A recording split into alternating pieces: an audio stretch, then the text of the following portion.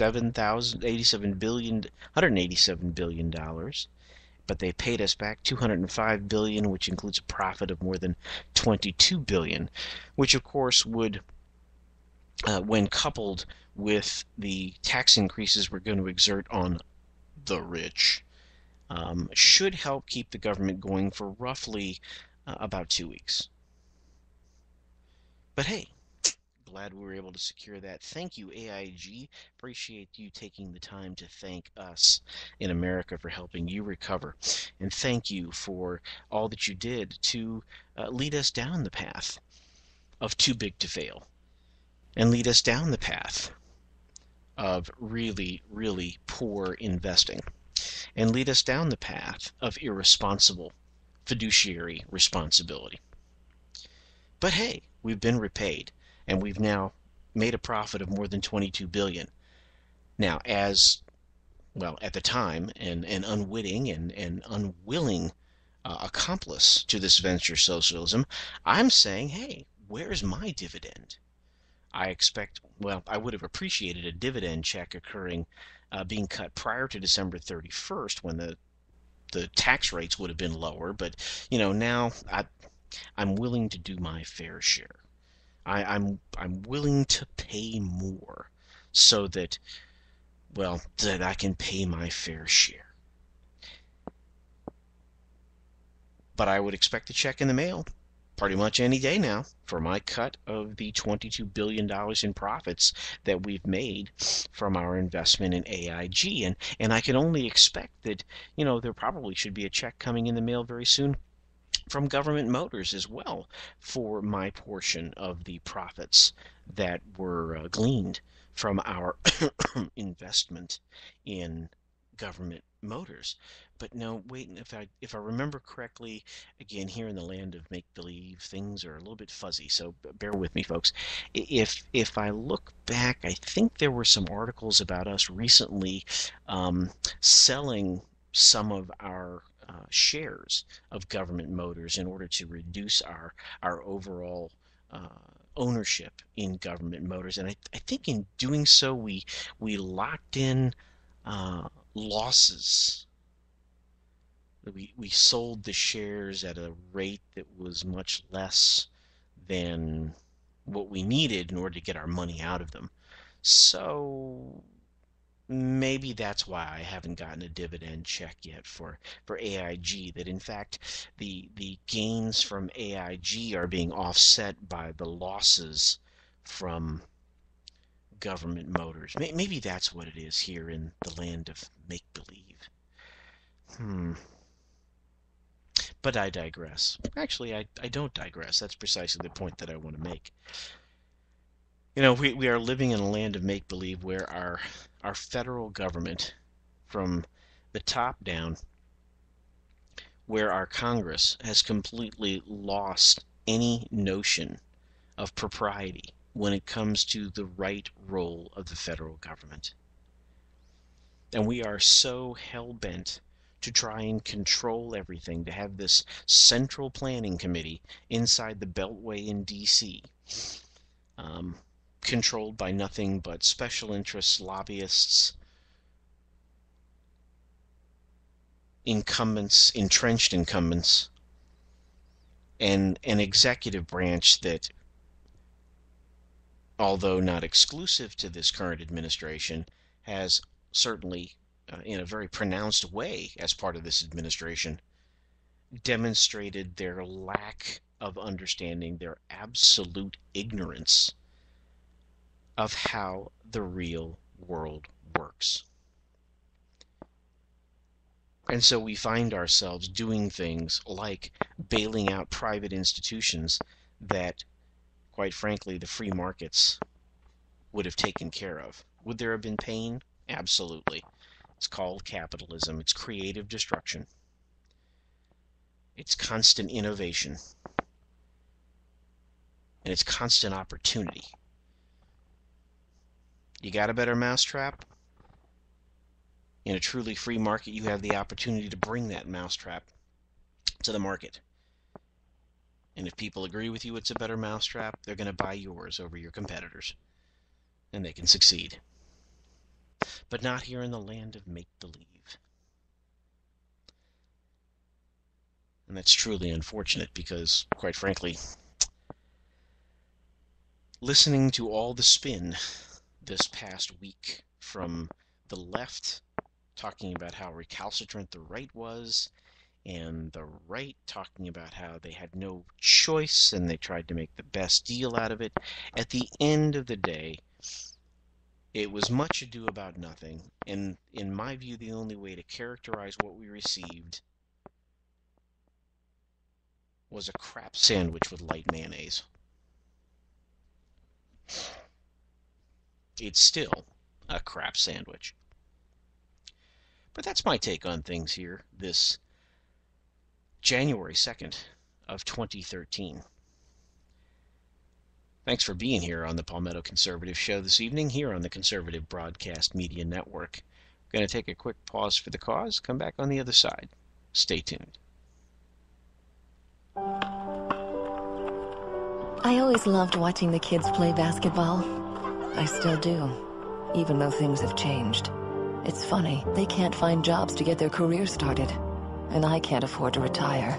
And now we're all living together again. I supported President Obama because he spoke so beautifully. He promised change, but things changed for the worse. Obama started spending like our credit cards have no limit. His healthcare law made health insurance even more expensive. We've had stimulus and bailouts. Obama added almost $16,000 in debt for every American. How will my kids pay that off when they can't even find jobs? Now Obama wants more spending and taxes. That won't fix things. I had so many hopes. Cutting taxes and debt and creating jobs. That's the change we need. Tell President Obama to cut the job-killing debt and support the New Majority Agenda at newmajorityagenda.org.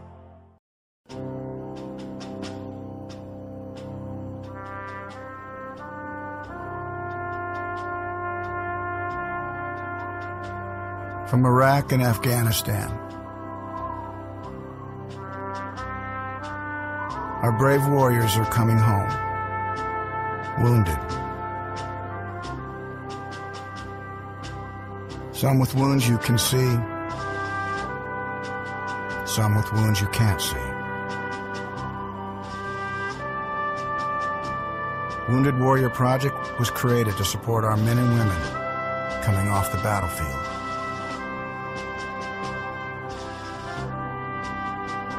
Please help carry these warriors the rest of the way home.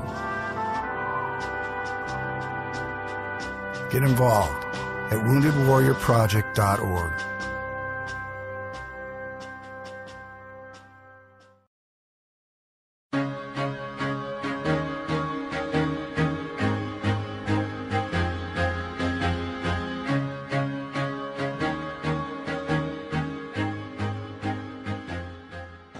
Welcome back into the Palmetto Conservative Show here on the Conservative Broadcast Media Network. Thanks for being here this evening. Continuing our conversation, we wanted to move from the land of make-believe into what I think is going to end up becoming a recurring segment here on the Palmetto Conservative Show, just depending on how snarky and, and how much coffee I've had, I think. What I am going to call Kabuki Theater. This week on Kabuki Theater, we saw fiscal cliff political answers to political symptoms, but not solutions. You see, in the crazy world of Washington, where Kabuki Theater is the daily Watusi two-step, the Potomac dance,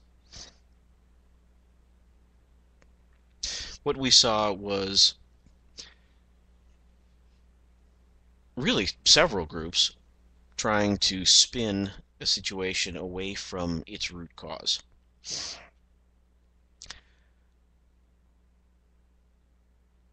The focus was on tax rates and who was going to get stuck. Now, granted, the Republican Party painted themselves into this corner, Think of that as being over on stage right, here on Kabuki Theater. Because way back when the first debate over the raising of the debt ceiling came about, and if you'll go back even further in your minds into history, you'll recall that part of the reason that came about was simply because we still hadn't managed to pass a budget. And there was talk about leveraging the debt ceiling negotiations in order to actually get at some sort of spending cuts. Alas, that was not to be, as the Republicans blew that opportunity, and in return were saddled with, cast around their necks and anchor with the notion that they would dare allow the United States to default in recalcitrant defiance over mediocre things like spending cuts and constitution and principle or anything like that. No, here on Kabuki Theater this week, we saw that seed that was planted over 18 months ago not only germinate and come to life and grow, but to blossom into a full-blown Venus flytrap that gobbled up any ounce of common sense or clarity that anyone outside of Washington was screaming at the top of their lungs.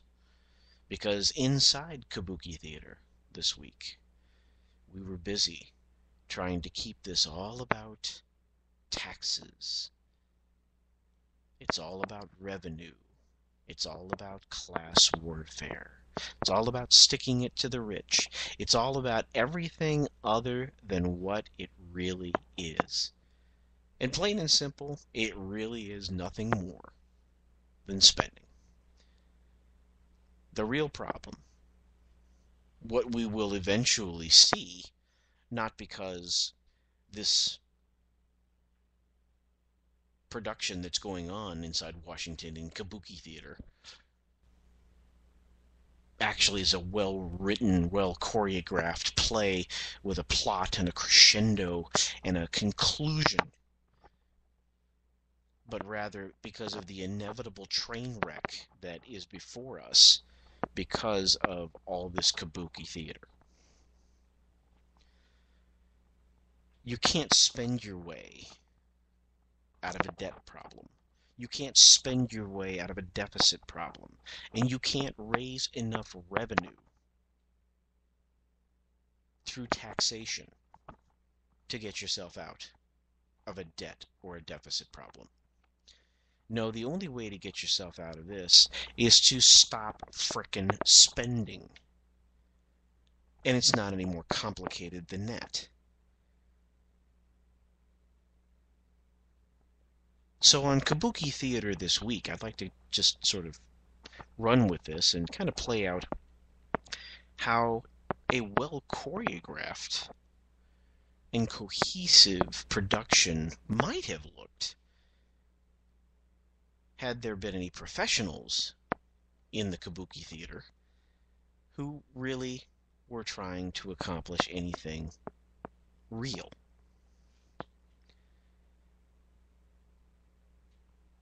As we join our play, as we join Kabuki Theater, already in progress this week,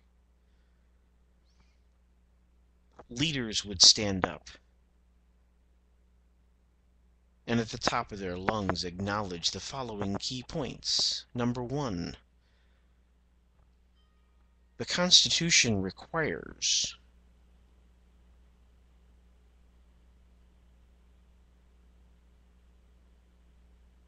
that bills for raising revenue must originate in the House of Representatives. The Constitution dictates that we have